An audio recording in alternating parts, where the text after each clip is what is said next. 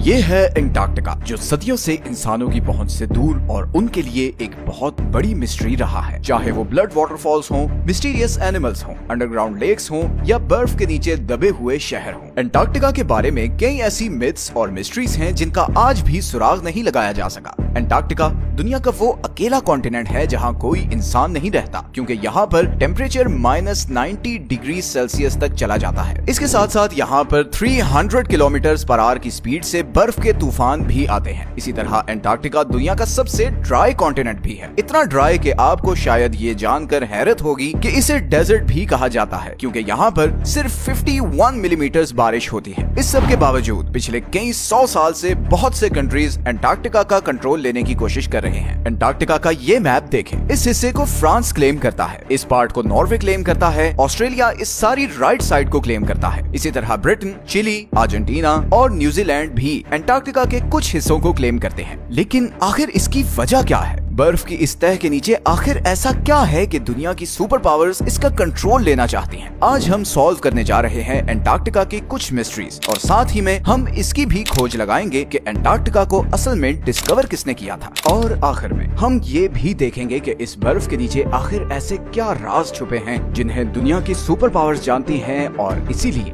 वो एंटार्क्टिका का कंट्रोल लेना चाहती हैं।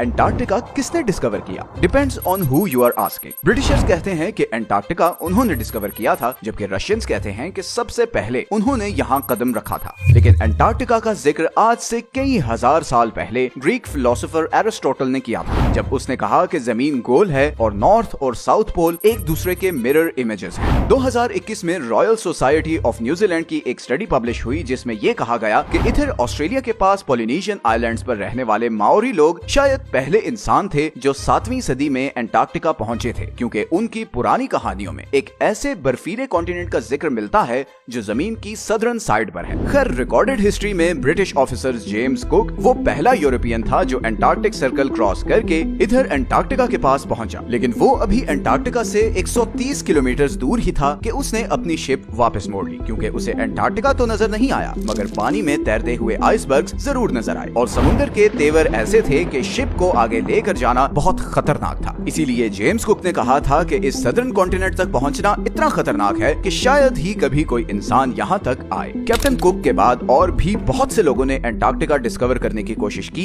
मगर वो कामयाब नहीं हो सके। फिर 19वीं सदी के आते ही इकोनॉमिक डोमिनेंस के लिए कंट्रीज के बीच एक कंपटीशन शुरू हो गया। दुनिया अब एक न्यू वर्ल्ड ऑर्डर की तरफ बढ़ रही थी। रिसोर्सेज और नए ट्रेड रूट्स डिस्कवर हो रहे थे, इंडस्ट्रीज लग रही थी। हर कंट्री आने वाली नई सदी में सुपर पावर बनना चाहता था, और इसीलिए एक्सप्लोरेशंस उरूज पर थी। ऐसे में 1819 में रशियन एम्पायर ने रशियन एक्सप्लोरर फेबियन वॉन बेलिंग्सहाउसन को ये टास्क दिया कि वो पूरी दुनिया के गिर्द चक्कर लगाए और नई कंट्रीज और कॉन्टिनेंट्स डिस्कवर करे। 1820 में फेबियन ने कैप्टन कुक की प्रेडिक्शन गलत साबित की और यहाँ सदर्न ओशन में पहुंचकर एंटार्क्टिका को बहुत करीब से देखा। गो के उसने एंटार्क्टिका पर कदम नहीं रखा था, मगर उसे मॉडर्न हिस्ट्री का वो पहला इंसान कहा जाता है जिसने एंटार्क्टिका को देखा था। फिर 1900 से 1920s के बीच बहुत से एक्सप्लोरर्स ने एंटार्क्टिका का रुख किया। British explorer Robert Falcon Scott 1911 में अपनी टीम के साथ एंटार्क्टिका पर उतरा और तकरीबन 400 माइल्स तक आगे गया, मगर फिर खराब मौसम और भूख की वजह से उसे वापस पलटना पड़ा। लेकिन वापसी का ये सफर बहुत ही भयानक साबित हुआ। स्कॉट और उसकी टीम सख्त सर्दी और बर्फानी तूफान में फंस गए और इन सब की मौत हो गई। फिर वर्ल्ड वॉर 1 के बाद बहुत सी कंट्रीज ने यहाँ अपनी टीम्स भेजी और इस कॉन्टिनेंट को क्लेम करने की कोशिश की। 1939 में हिटलर के कहने पर जर्मन एयरफोर्स ने यहाँ नाजी फ्लैग्स भी गिराए ताकि इस एरिया को नाजी जर्मनी के कंट्रोल में दिखा सके। वर्ल्ड वॉर 2 के बाद बहुत सी कंट्रीज ने यहाँ अपने रिसर्च स्टेशन सेटअप किए और यहीं से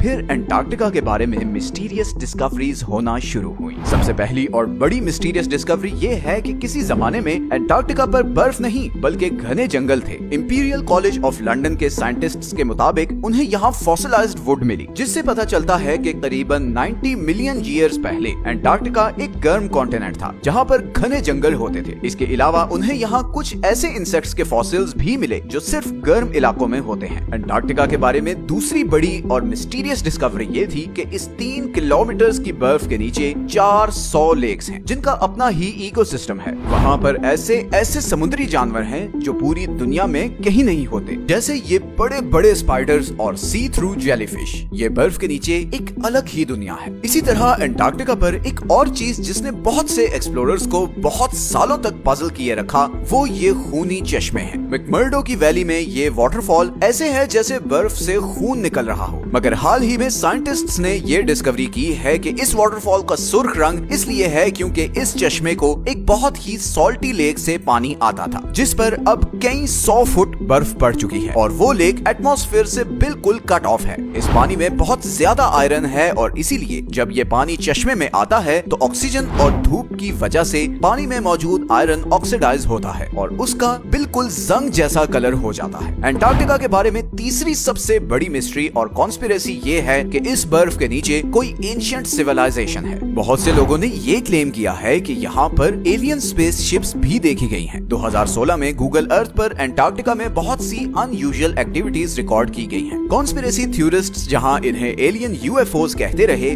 वहीं बहुत से पॉलिटिकल एक्सपर्ट्स के नजदीक ये अमेरिका और दूसरे कंट्रीज के सीक्रेट एयर ऑपरेशंस हैं जो वो एंटार्क्टिका में कर रहे हैं। और यहीं पर आता है एंटार्क्टिका का वो हिडन पॉलिटिकल फ्रंट जिससे बहुत कम लोग अवेयर हैं। जहां बाकी पूरी दुनिया दूसरे जियोपॉलिटिकल इश्यूज में उलझी हुई है, वहीं अमेरिका, चाइना और सोवियत यूनियन अग्रेसिवली एंटार्क्टिका पर एक्सपेडिशंस भेज रहे हैं। इनफैक्ट चाइना ने तो वहां अपने मल्टीपल रिसर्च स्टेशन सेटअप किए हैं। 1959 की एंटार्क्टिक ट्रीटी के मुताबिक कोई भी कंट्री एंटार्क्टिका में साइंटिफिक इन्वेस्टिगेशंस कर सकता है, बस उसे इन स्टडीज का रिजल्ट सब कंट्रीज के साथ शेयर करना होंगे। 1992 में यूएस जियोलॉजिकल डिपार्टमेंट के सर्वे में ये डिस्कवरी सामने आई कि एंटार्क्टिका में 500 बिलियन बैरल्स के नेचुरल गैस और ऑयल के रिजर्व्स हैं, लेकिन चाइना और ये दूसरे कंट्रीज इस ऑयल और गैस के लिए एंटार्क्टिका में इंटरेस्टेड नहीं है। बल्कि हाल ही में एंटार्क्टिका में बहुत ही बड़ी क्वांटिटी में नियोडिमियम, प्रेसियोडिमियम, टर्बियम और डिस्प्रोसियम जैसे रेयर अर्थ मिनरल्स के रिजर्व्स डिस्कवर हुए हैं। ये वो मिनरल्स हैं जो सारी इलेक्ट्रॉनिक डिवाइसेस में यूज होते हैं और क्योंकि दुनिया का फोकस अब ऑयल और गैस से हटकर इलेक्ट्रॉनिक डिवाइसेस को पावर करने वाले एनर्जी रिसोर्सेज की तरफ जा रहा है, तो इन मिनरल्स की डिमांड ऑयल और गैस से भी ज्यादा है। इलेक्ट्रिक कार्स और आयन बैटरीज ही